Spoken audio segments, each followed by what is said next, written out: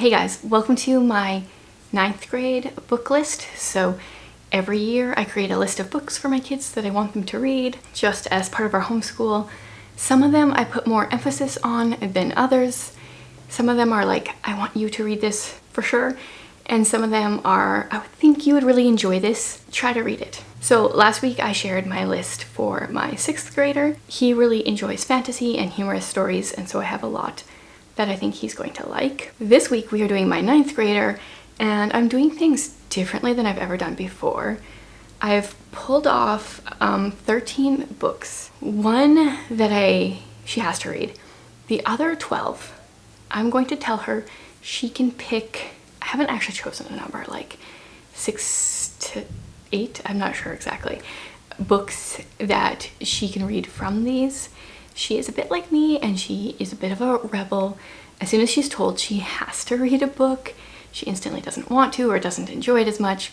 I can relate to this. So I want to be respectful of that, but also be pushing her. In addition, she is also doing The Good and the Beautiful, and there are 5 books I think that she needs to read for that. And they also say that you're supposed to do this like reading challenge where you're supposed to read from a book list. They have their own book list, but she's gonna use my book list for that, unless there's one off of theirs that she wants to read as well. So let's just dive right into the books. The first one, the one that, in my opinion, she has to read this year because I feel like it's a 9th grade rite of passage, is Romeo and Juliet. I read it in grade 9. I think they still teach it in a lot of schools here in grade 9. It just seems like something you should do.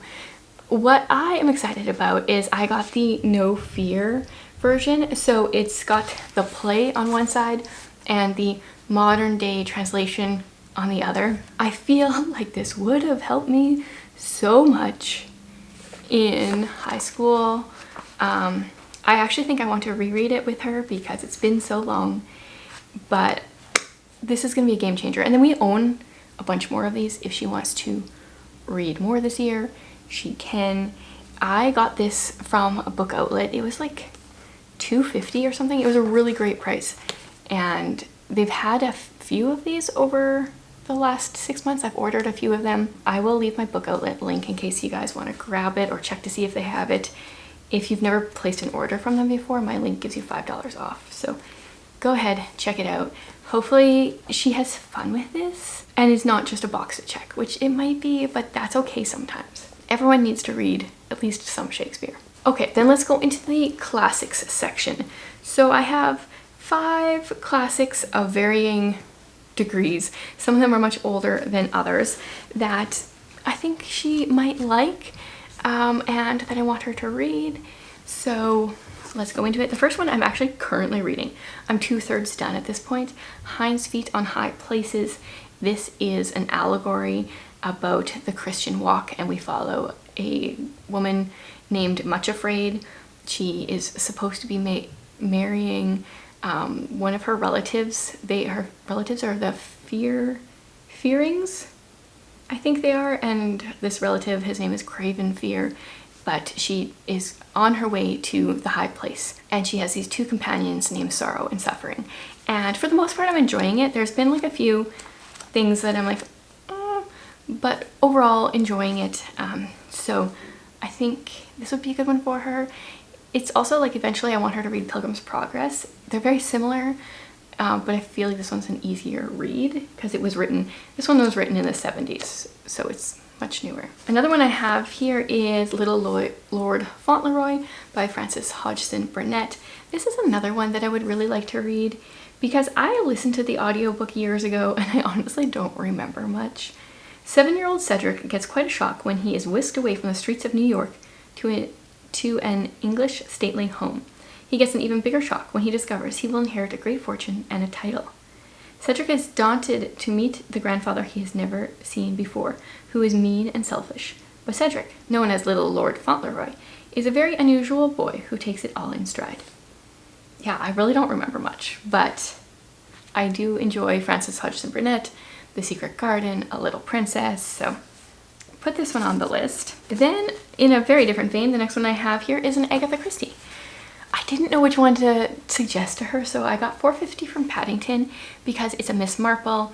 I really enjoyed it. I gave it 5 stars, but it's not one of her more popular ones because I kind of want to save those for maybe when she's a little more like older or a little bit more into Agatha Christie or something.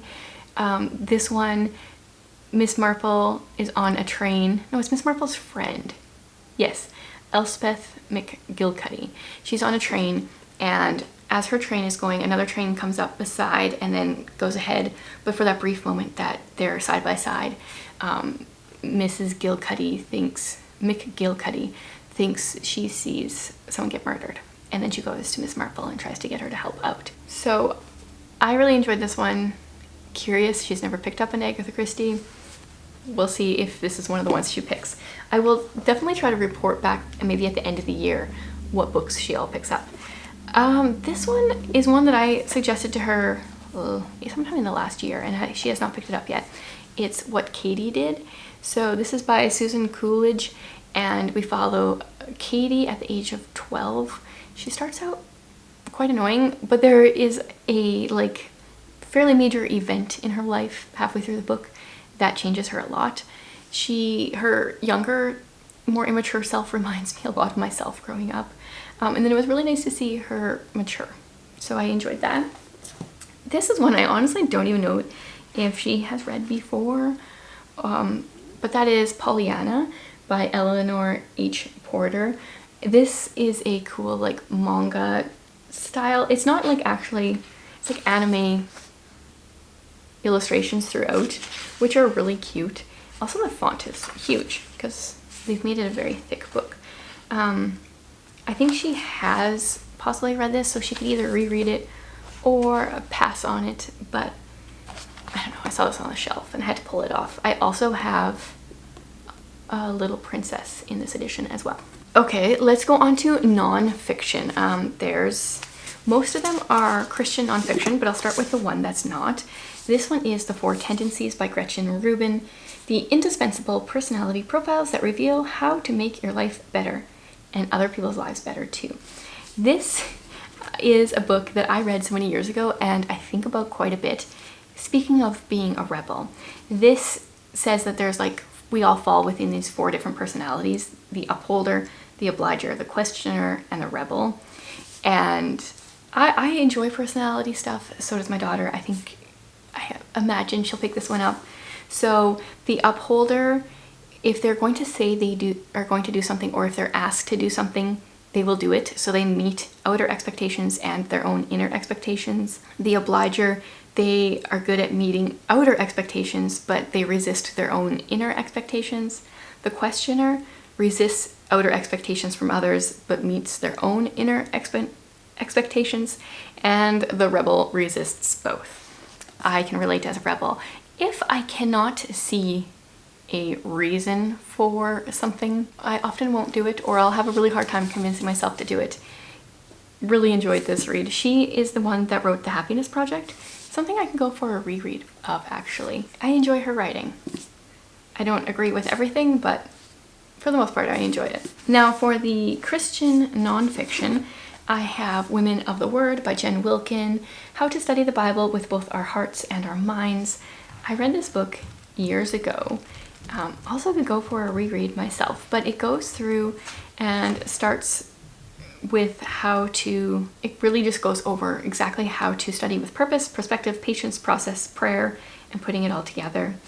So it's a quick little read, but I think it could be very helpful. One that I read about 1.5 years ago is Every Woman a Theologian. I joke that another name for this could be Theology for Dummies. It's theology put into very plain terms, and when I read it, like, I tabbed so many pages and learned so much. It annoyed me so much that I was not taught this in the Christian school that I went to. Why were we not taught any theology? Even if they didn't want to say, like, believe this, don't believe this, what Felicia Masonheimer does in here is she just says, like, this means this, this means this, this means this. I don't 100% agree with all of the theology and like where she lands herself, but she does a really good job at just explaining it without trying to persuade you one way or the other. And then the last nonfiction is You Are the Girl for the Job by Jess Connolly. It says, daring to believe the God who calls you. And I feel like this would be a really good one for the 9th grade year. Like, I just randomly opened to a quote that I had highlighted. I refuse to miss out on what God is doing, what he might be saying, and how he may be miraculously intervening. I refuse to miss out because I'm focused on myself, my insecurities, or my perception of my own capacity. I highlighted so much in here. Here's another quote. I gotta stop just flipping pages and reading quotes. We think our responsibility is to tell everyone how they should interact with Jesus.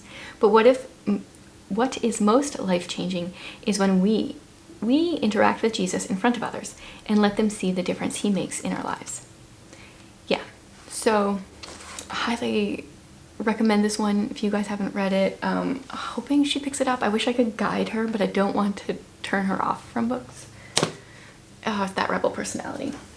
Okay, I've got 2 historical fiction and then 2 fantasy.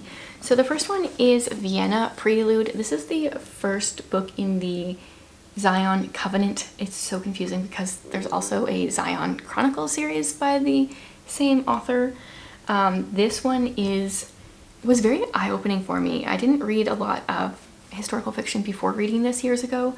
This is set before World War II, set in Austria, and it's an interesting look at all the stuff that's kind of going on, the red flags with different things. And our main character, she is a violinist in the Vienna Symphony Orchestra and is of Jewish heritage. So it makes for a very interesting book. It is it's a decently thick book, and the font is very small. So if I had to guess, I think my daughter won't pick it up because small font always intimidates her, even though she's a great reader. The other historical fiction I have is Assault to the Sea by Ruta Sepetys. I didn't know which one of Ruta Sepetys' books to put on this list. I've read most of them, really enjoyed them all. This one, though, is set in the winter of 1945. We follow 4 refugees who have 4 secrets. Each one born of a different homeland, each one hunted and haunted by tragedy, lies, and war.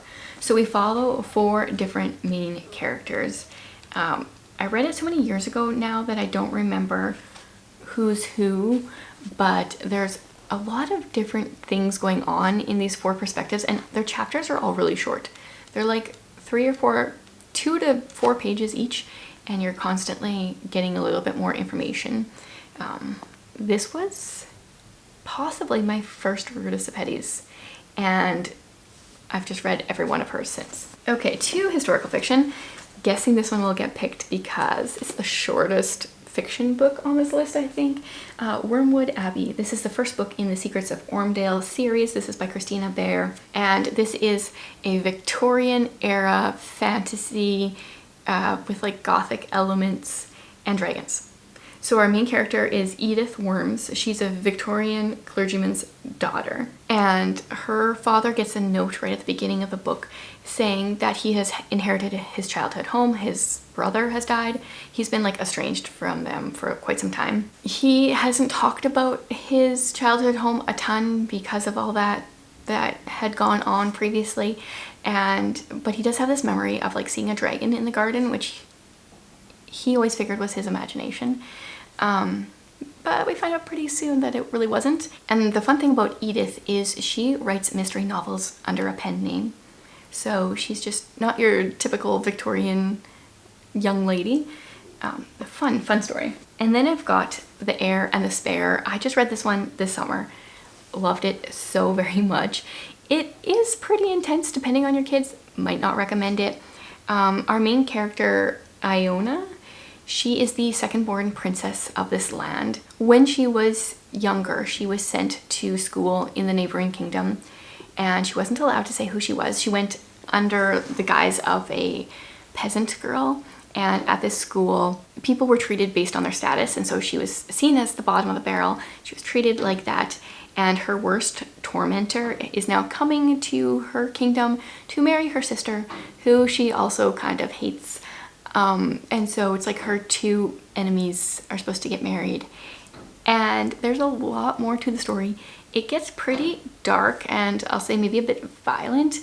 I'm willing to give it to my 13, almost 14-year-old, but I know that wouldn't be for everyone. I think she'll enjoy some of the twists that come out of here if she's willing to pick it up. So that is it for my books that I'm hoping my 9th grader will read. Hopefully she trusts my reading picks enough to like read all of them, but that's okay. She doesn't have to. I'm very curious to see what she picks. I'll let you guys know. Have you guys read any of these? Have your young teens read any of them? Do you have recommendations for this age? I would love to hear it. Thanks for hanging out with me today.